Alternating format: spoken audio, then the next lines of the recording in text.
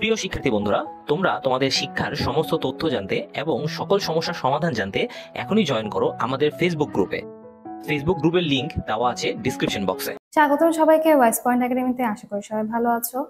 আজকে আমরা আলোচনা করব অষ্টম শ্রেণীর বাংলার ষষ্ঠ অধ্যায় দ্বিতীয় পরিচ্ছেদ সময় প্রয়োজনীয় গল্পের উপর ভিত্তি করে যে ছকটি রয়েছে তা নিয়ে। পৃষ্ঠা নাম্বার 174 পৃষ্ঠা।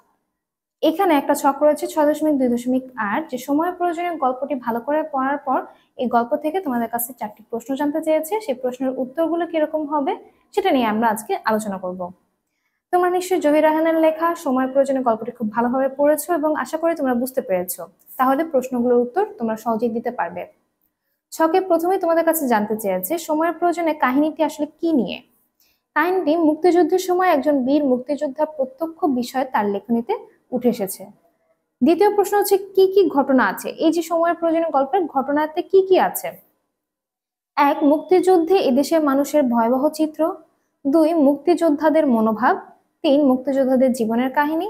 4. মুক্তিযোদ্ধাদের পরিণতি। এই বিষয়গুলোই কিন্তু আমরা দেখতে পেয়েছিলাম।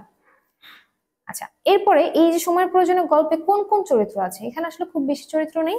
প্রথমত ইহুদি, দ্বিতীয়ত জয় এবং একজন মুক্তিযোদ্ধা, এই 3টি চরিত্র আমরা পেয়েছি। সর্বশেষ লেখকের দৃষ্টিভঙ্গি কি। এই গল্পে লেখকের দৃষ্টিভঙ্গি কেমন ছিল। এই গল্পে মুক্তিযুদ্ধে অংশগ্রহণকারী মুক্তিযোদ্ধাদের অবদান তুলে ধরা এবং মুক্তিযুদ্ধে সাধারণ মানুষের অসহায় পরিণতি তুলে ধরাই ছিল এখানে লেখকের মূল লক্ষ্য। আমরা এই বিষয়টা স্পষ্টভাবে পরিষ্কারভাবে কিন্তু দেখতে পেরেছি। আশা করি তোমরা বুঝতে পেরেছো।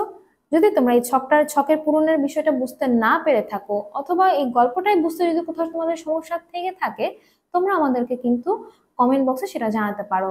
আমরা চেষ্টা করব তোমার সমস্যার সমাধান দেওয়ার জন্য, তোমাদেরকে বুঝিয়ে বলার জন্য। প্রয়োজনে আমরা আলাদা একটা ক্লাসের ভিডিও তোমাদেরকে আমরা দিব। তাহলে এই ছিল আজকের ছকের সমাধান। যদি কোনো প্রশ্ন থাকে অকপটে তোমরা নিচে কমেন্ট বক্সে জানাতে পারো। এছাড়া তোমরা কিন্তু আমাদেরকে ওয়াইস পয়েন্টের অফিসিয়াল ফেসবুক পেজেও ইনবক্স করতে পারো। তোমাদের সুবিধার জন্য ওয়াইস পয়েন্টের ফেসবুক পেজ এবং গ্রুপের লিংক ডেসক্রিপশন বক্সে দেওয়া থাকবে। সেখানে খুব সহজেই তোমরা আমাদের সাথে যুক্ত হয়ে যেতে পারো। পরবর্তী ছকের সমাধান বা অন্যান্য আলোচনা নিয়ে তোমাদের সাথে কথা হবে।